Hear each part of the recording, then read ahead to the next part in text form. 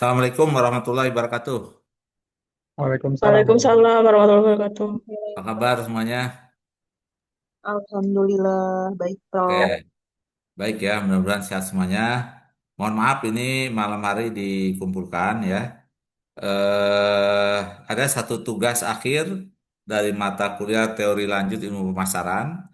Kita tidak ada ujian, tapi digantikan dengan makalah singkat ya. Jadi makalah singkat eh, yaitu menulis riset terkini tentang topik yang pernah dipresentasikan. Saya ulangi ya, topik yang pernah dipresentasikan di kelas. Nah, setiap mahasiswa, kalau tidak salah, dua topik ya, atau satu topik ya? Dua waktu itu, Prof. Ya, dua topik. Nanti dipilih topik mana yang akan diambil ya. Jadi yang kita menggunakan teknik systematic literature review, nanti akan saya berikan contoh-contohnya. Ya, yang itu formatnya sesuai dengan format publikasi ilmiah. Ya. Misalnya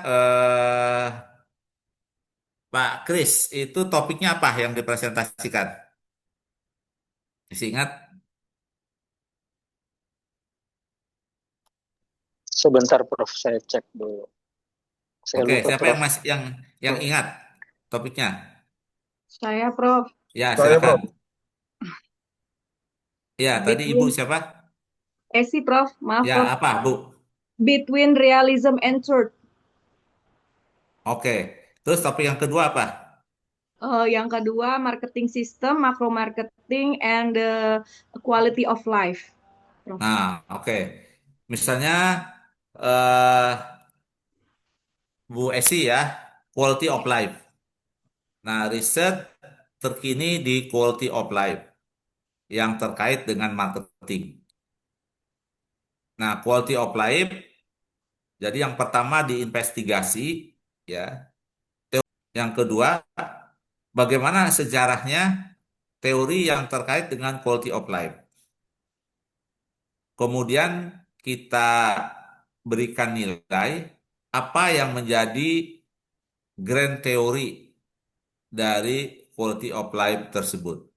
Ya, saya ulangi, apa yang menjadi grand teori dari quality of life tersebut. Yang berikutnya, apa kaitannya dengan marketing quality of life tersebut? Apa kaitannya dengan marketing? Berikutnya, kita mencari tahu faktor-faktor apa yang memengaruhi quality of life. Saya ulangi ya, faktor apa yang memengaruhi quality of life. Kemudian kita investigasi faktor kepuasan. Apakah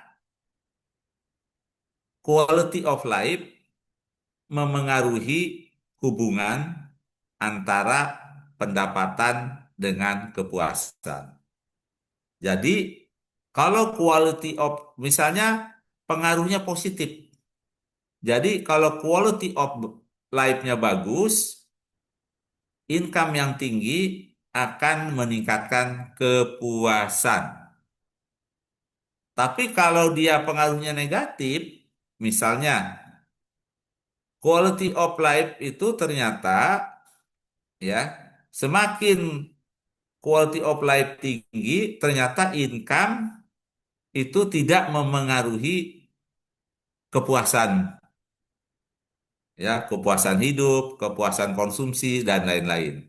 Nah, itu yang disebut dengan moderating variable, ya. Jadi moderating variable itu adalah variabel yang memengaruhi hubungan antara independen dan dependent variabel, ya. Apakah dia memperkuat atau memperlemah?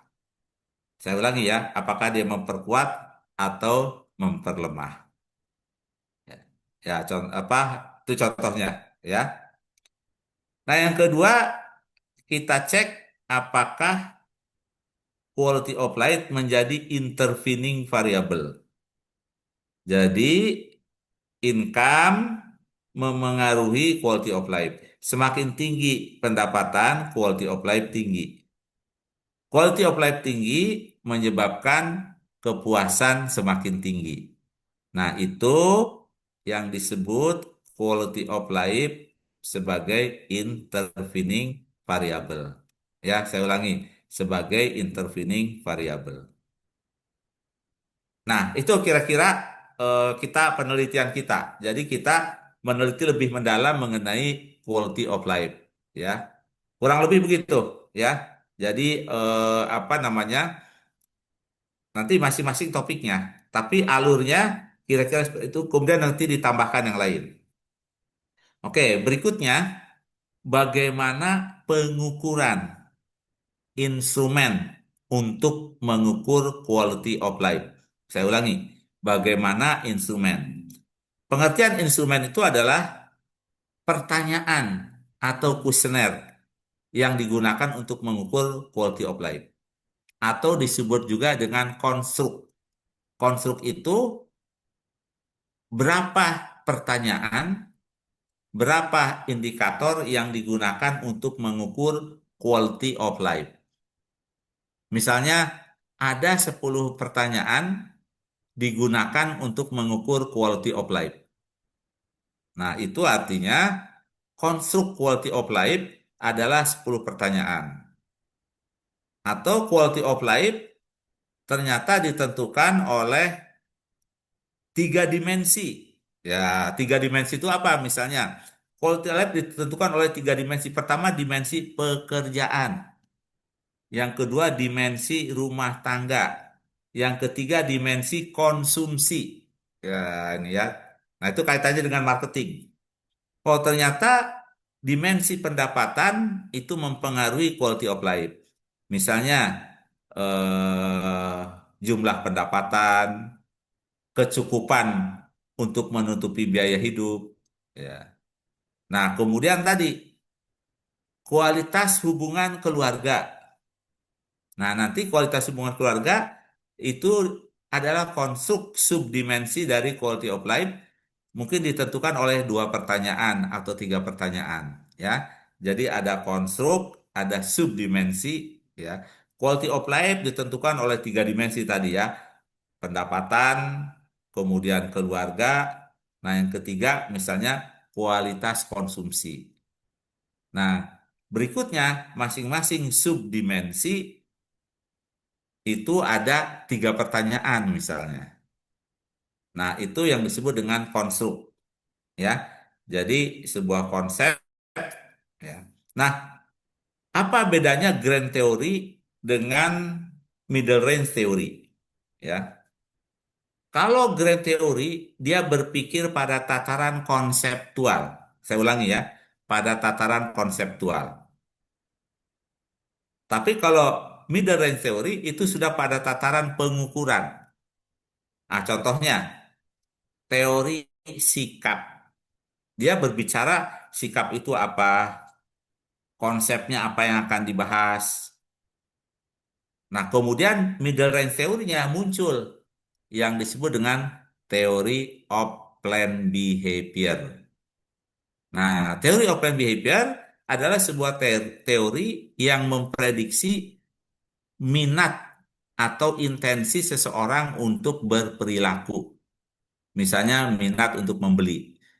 Bagaimana mengukurnya? Oke, minat untuk membeli ditentukan oleh, nah ini, oleh 3 dimensi. Dimensi yang pertama yang disebut dengan sikap terhadap perilaku, attitude toward behavior. Yang kedua oleh norma subjektif atau subjective norm. Nah, yang ketiga, dimensi yang ketiga disebut dengan perceived behavioral control, ya. eh, Perceived behavioral control, ya, kontrol persepsi terhadap perilaku.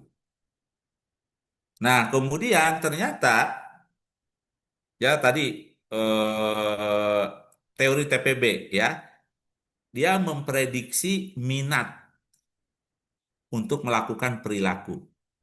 Nah, dipengaruhi oleh yang pertama, dimensi pertama adalah yang disebut dengan sikap terhadap perilaku. Nah, ternyata sikap terhadap perilaku itu ditentukan oleh dua subdimensi, yaitu pertama adalah yang disebut dengan kepercayaan terhadap perilaku. Nah, saya ulangi ya, kepercayaan itu disebut dengan behavioral belief, kepercayaan terhadap perilaku. Yang kedua adalah outcome evaluation, yaitu evaluasi terhadap perilaku. Saya ulangi, evaluasi terhadap perilaku. Misalnya, sikap terhadap mengonsumsi pangan organik ditentukan oleh pertama kepercayaan terhadap perilaku. Nah, kepercayaan terhadap perilaku misalnya diukur dengan begini, makan, nah ini ya, mengonsumsi pangan organik itu menyehatkan. Nah, ya, itu subdimensi dari kepercayaan terhadap perilaku. Bahwa kalau kita mengonsumsi makanan organik itu menyehatkan. Nah, subdimensi yang kedua, outcome evaluation. Apa misalnya? Maka kita menyatakan begini, mengonsumsi makanan organik itu sangat penting bagi saya. Nah, itu namanya outcome evaluation. Ya, outcome evaluation. Nah, ya, itu tadi ya, minat keinginan membeli pangan organik ternyata ditentukan oleh dimensi pertama, yaitu sikap terhadap perilaku. Nah, dimensi sikap terhadap perilaku ternyata ditentukan oleh dua subdimensi, yaitu behavioral belief, kepercayaan terhadap perilaku, dan yang kedua yang disebut dengan outcome evaluation, ya, evaluasi terhadap perilaku. Nah, subdimensi yang kedua, norma subjektif. Ternyata dimensi kedua, norma subjektif, itu dipengaruhi oleh dua subdimensi. Subdimensi pertama yang disebut dengan norma subjektif. Ya, yang kedua adalah yang kita sebut dengan eh, istilahnya itu eh, kita ingin mengikuti apa namanya, orang-orang yang menjadi panutan kita, ya. Jadi subjective norm dibagi oleh dua. Yang pertama itu adalah siapa orang-orang yang berpengaruh di sekeliling kita. Yang kedua adalah keinginan kita untuk mengikuti orang-orang yang berpengaruh tersebut. Ya, jadi misalnya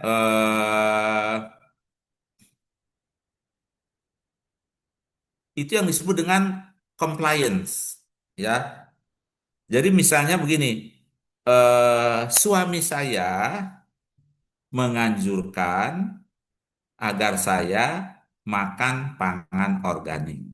Nah, berarti tadi ada orang lain di luar diri kita yang menganjurkan saya makan makanan organik.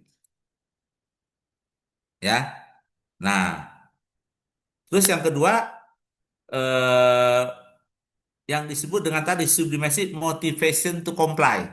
Saya ulangi ya. Jadi tadi yang saya sebut tadi apa, motivation to comply. Jadi saya ingin mengikuti anjuran orang-orang sekeliling saya. Ya. Jadi kalau saya mengatakan begini, saya ingin mengikuti anjuran suami saya atau istri saya untuk mengonsumsi pangan organik. Nah, itu motivation to comply. Ya. Jadi motivation to comply ditambah dengan social influence, pengaruh sosial, ya, anjuran, anjuran sosial. Nah, ini memengaruhi norma subjektif, ya, subjektif norm, ya. Oke, ya. Nah, itu dimensi yang kedua. Nah, dimensi yang ketiga yang disebut dengan perceived behavioral control, ya. Kontrol persepsi terhadap perilaku.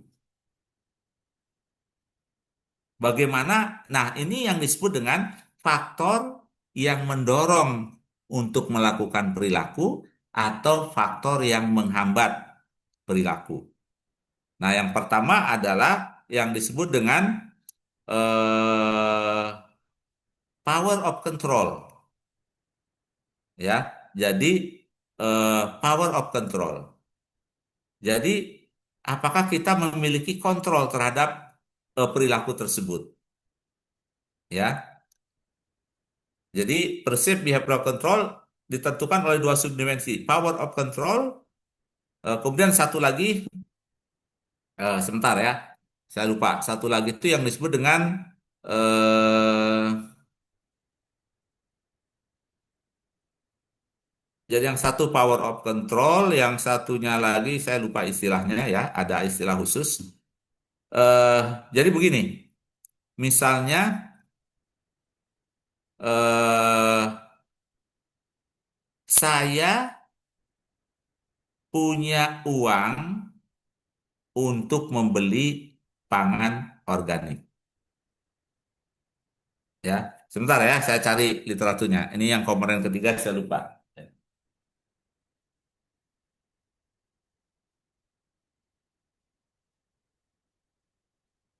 Oke, saya sudah ketemu ya.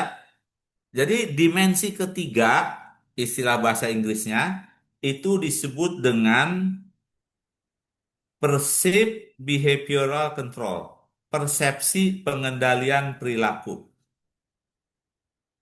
Ya, persepsi pengendalian perilaku. Nah, yang ditentukan oleh dua subdimensi. Yang pertama, control belief. Nah, saya ulangi ya, control belief atau kepercayaan pengendalian. Dan yang kedua, power of control, kekuatan faktor pengendalian. Jadi begini, saya punya uang yang cukup untuk membeli pangan organik. Nah, itu disebut dengan control belief. Ya. Kalau power of control atau kekuatan faktor pengendalian adalah begini. Saya dapat membeli pangan organik kalau tersedia di pasar. Kalau tidak tersedia, walaupun saya punya uang, itu kita nggak punya power gitu. Nah, itu yang disebut dengan power of control.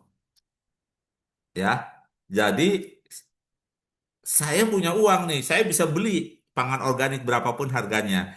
Kalau barang itu tersedia di pasar. Nah, jadi uang itu power of control-nya nggak banyak gitu, ya. Karena dia, you nggak akan bisa beli apapun, uang banyak tapi barangnya tidak tersedia. Nah, itu power of control. Nah, kira-kira seperti. Jadi, kalau yang saya jelaskan tadi, itulah yang disebut dengan middle range theory. Karena teori dari grand theory kemudian diterjemahkan dengan model, kemudian dengan pengukurannya. Ya, nah itu yang saya sebut dengan grand theory. Jadi konsep yang nanti Bapak Ibu tulis itu dibedah grand theory atau middle range theory. Ya, oke. Ada waktu 10 menit lagi. Silakan kalau ada pertanyaan.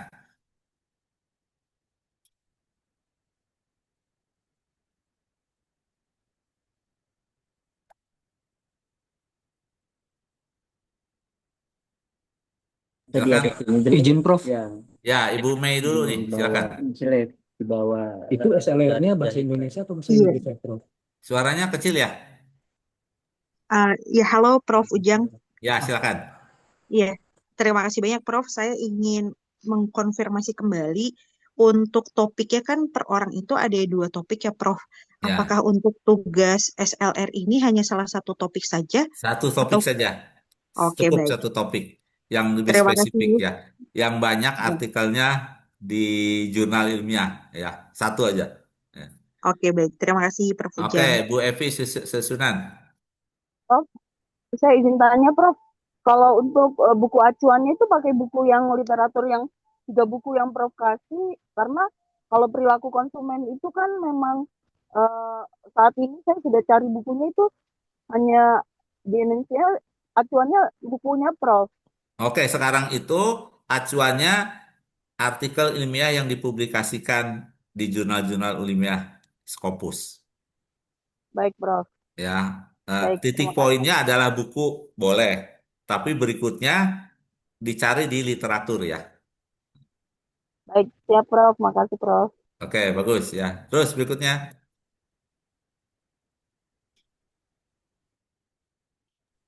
Izin Prof, ya silakan. itu ditulis dalam bahasa Inggris atau bahasa Indonesia Prof? Oke, bahasa Inggris saja ya. Nah, ya dalam bahasa Inggris ya.